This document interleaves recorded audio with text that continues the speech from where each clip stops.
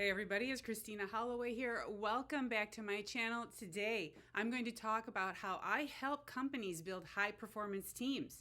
From the frameworks I use to the results I get, I'm sharing 3 tips on how to get people to work effectively together and 3 things you should never do. Also, this year I'm sharing 12 leadership metrics that will help you succeed in your career.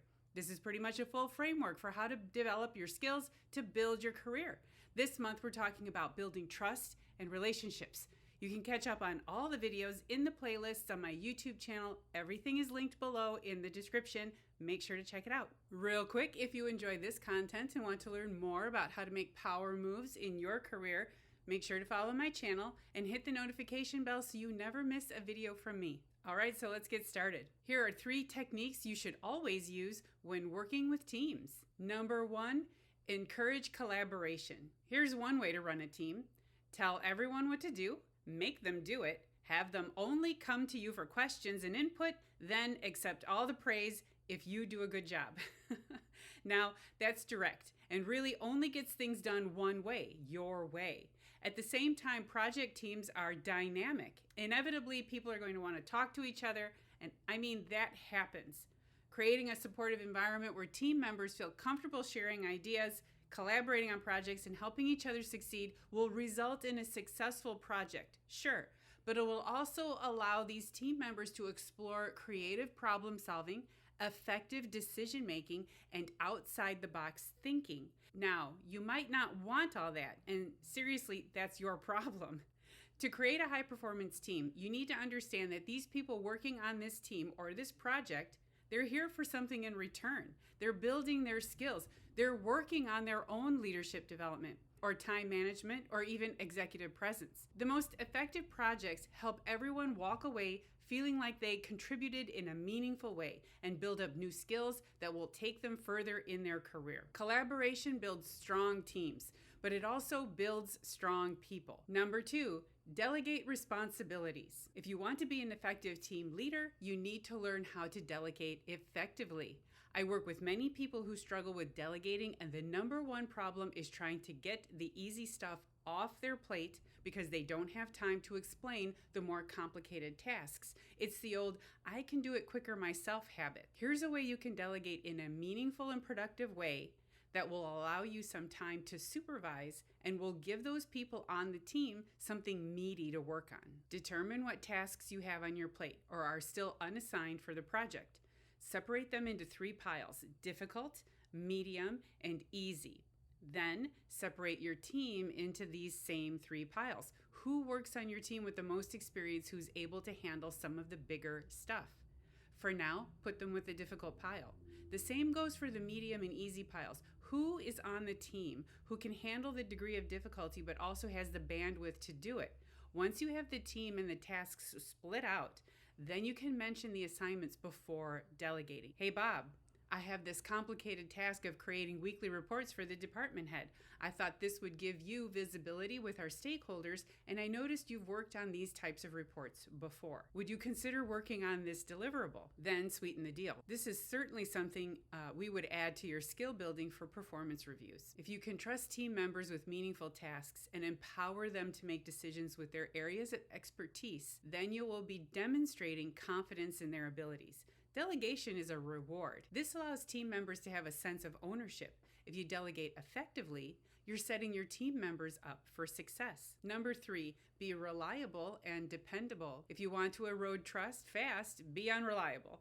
Here are examples: being late to meetings, not being prepared or understanding the agenda, getting distracted and losing your train of thought, missing deadlines. Essentially, you're just not a reliable team lead. Now it happens. Sometimes you can be leading a project for the first time and it will get away from you. Suddenly it becomes overwhelming. There are too many status calls. You have too much on your plate and you start dropping the ball. Here's the thing though, you have a group of people working with you who are capable of helping you out of it. You just need to make that connection with them. And the most effective way to leverage the talents and expertise of the other team members is to be reliable and dependable. It's not complicated, and it doesn't require extra effort on your part. Start with these 3 things. Consistently meet deadlines. fulfill commitments, and follow through on promises. Reliability builds confidence and trust among team members. As long as you're able to share where you're running into problems and follow through with an answer, a question, or a suggestion, the rest of the team can work from there. Just make sure to be consistent. Projects are unpredictable enough without having a chaotic leader running the show. The more those project team members can rely on you being consistent and grounded, the more likely they will be to work effectively with you instead of against you. Now, here are 3 things you should never do if you want to build trust with your team. Number 1, trying to hide mistakes. Mistakes happen in projects. That happens.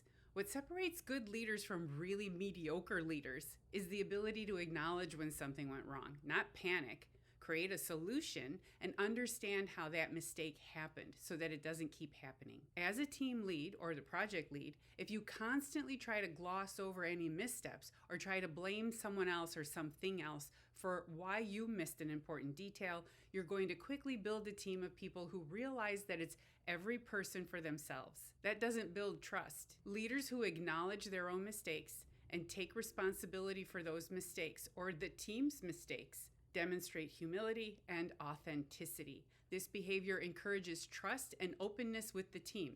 Here's why. As a lead, you represent something bigger than yourself. You have responsibility to ensure that what you have been charged with is actually successful.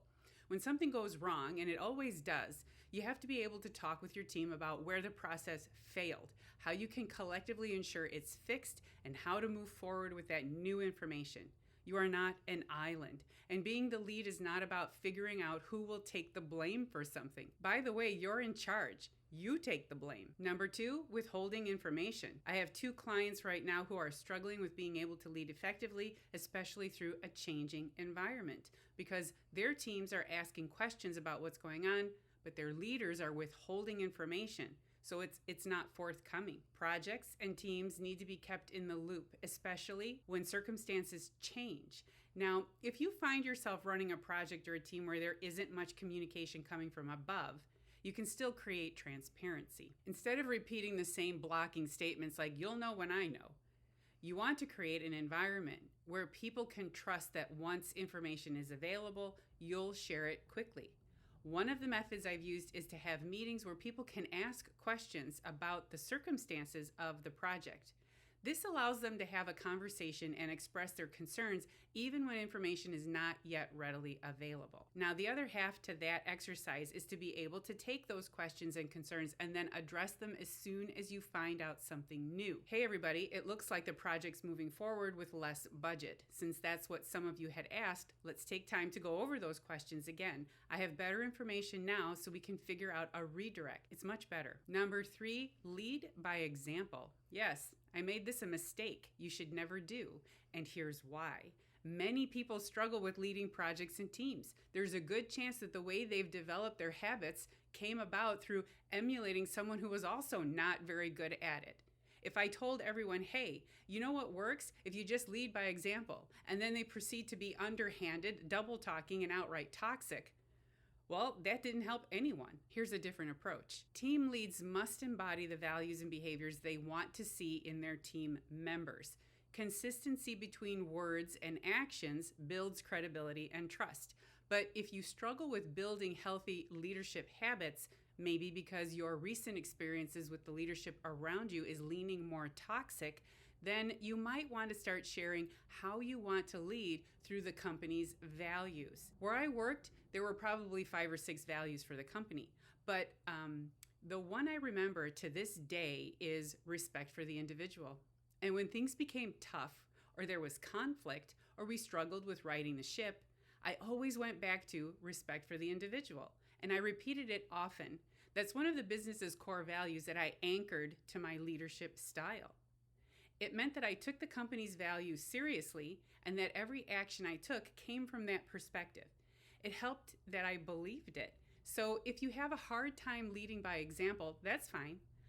Lead through values. And if you haven't figured out your values yet, Then look to the business and find one or two that really resonate with you. All right, so that's it for my video on how do leaders build trust to create high-performance teams. If you have examples of how you built trust with your team at work, feel free to share them in the comments below. I'd love to hear about them. And if you enjoyed watching this video and you found it helpful, please make sure to give it a big thumbs up by hitting that like button and make sure you're subscribed to my channel so you never miss another video from me. Thank you for watching, and I'll see you in the next video. Bye.